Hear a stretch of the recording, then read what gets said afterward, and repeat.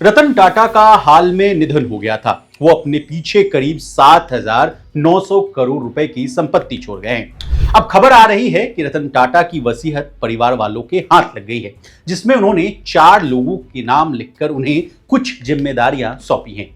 इसके अलावा उस वसीयत में उन्होंने अपनी आखिरी ख्वाहिश भी लिखी है। अब कौन है वो 4 लोग जिनको 7,900 करोड़ रुपए की जिम्मेदारी मिली है?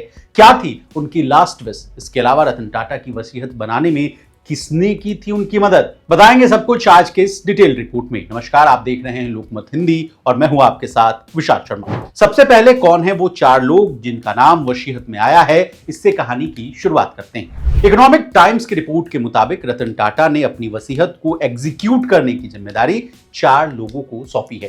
पहला नाम है वकील डेरियंस खंबाटा। दूसरा नाम है लंबे समय से उनकी सहयोगी रहे मेहली मिस्त्री। तीसरा और चौथा नाम है रतन टाटा की सौतेली बहनें सिरीन और दीना जेनजी भाई। सिरीन और दीना जेजी भाई। अब वसीयत के एग्जीक्यूटर्स के बारे में विस्तार से जानिए। सबसे पहले मेहली मिस्त्री से कहानी की शुरुआत करते हैं। मेहुल मिस्त्री टाटा सन्स के पूर्व चेयरमैन दिवंगत साइरस मिस्त्री के चचेरे भाई। उन्होंने साइरस मिस्त्री को टाटा सन्स के चेयरमैन पद से हटाने से जुड़े विवाद में रतन टाटा का लगातार समर्थन किया था। वो हाल के सालों में रतन टाटा के स्वास्थ्य की देखभाल में भी शामिल थे।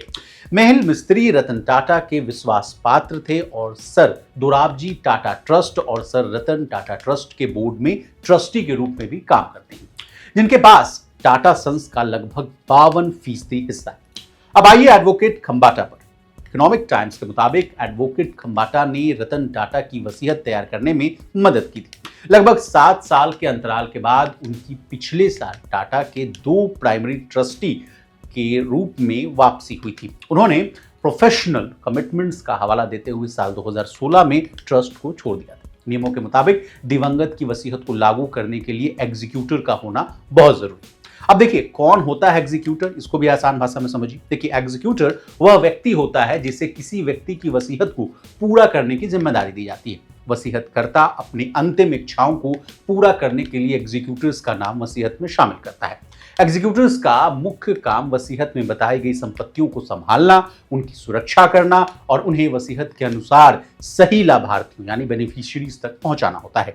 इसके अलावा उनके मृतक के सभी कर्ज निपटाने, टैक्स फाइलिंग करने और कानूनी विवादों को हल करने का भी दायित्व होता है। यानी कुल मिलाकर कहें तो बड़ी जिम्मेवारी रतन टाटा साहब ने वकील साहब को दे दी है। अब आते हैं रतन टाटा की सौतेली बहनें शिरीन और दीना जीजी भाई पर। जीजी भाई बहनें रतन टाटा की मां सोनू की बेटियां हैं। उनकी मां की दूसरी शादी सर जमशेद जी जीजी भाई से हुई थी। टाटा की बहनों ने परोपकारी कामों में हमेशा बढ़ चढ़कर हिस्सा लिया था। डीएना 1990 और 2000 के दशक की शुरुआत में रतन टाटा ट्रस्ट के बोर्ड में ट्रस्टी टाटा में काम कर चुके एक सूत्र ने बताया कि दिवंगत रतन टाटा अपनी छोटी बहनों के बहुत करीब थे।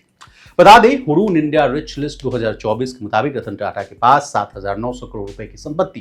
टाटा सन्स में उनकी 0.83% हिस्सेदारी थी। दान और परोपकार में हमेशा आगे रहने वाले रतन टाटा चाहते थे कि उनकी संपत्ति का एक बड़ा हिस्सा दान और समाज के कल्याण में दिया जाए। उनकी कमाई या संपत्ति का 3/4 टाटा सन्स से जुड़ा हुआ है। उन्होंने 2 दर्जन से अधिक कंपनियों में निवेश किया, जैसे Ola, Paytm, Tracxn, FirstCry, BlueStone, CarDekho, CashKaro, Urban Company और अपस्टॉक्स जैसे दर्जनों कंपनियों में उनका इन्वेस्टमेंट। इसके अलावा रतन टाटा ने अपने personal investment vehicle RNT associates private limited के जरिए साल 2023 तक 186 करोड़ रुपए के इन्वेस्टमेंट भी किए। इन निवेशों के अलावा मुंबई के कोलाबा में उनका घर है। इसके साथ ही अलीबाग में अरब सागर के तट पर एक हॉलिडे होम। अब हमने आपको रतन टाटा साहब की जो वसीयत है उसके बारे में आसान भाषा में आपको पूरी तरह से समझा दिया है। आपको हमारी डिटेल रिपोर्ट कैसी लगी कमेंट करके जरूर बताइएगा। इसी तरह देश और दुनिया बिजनेस जगत से जुड़ी तमाम ताजा तरीन खबरों के लिए बने रहिए हमारे साथ। देखते रहिए लोकमत।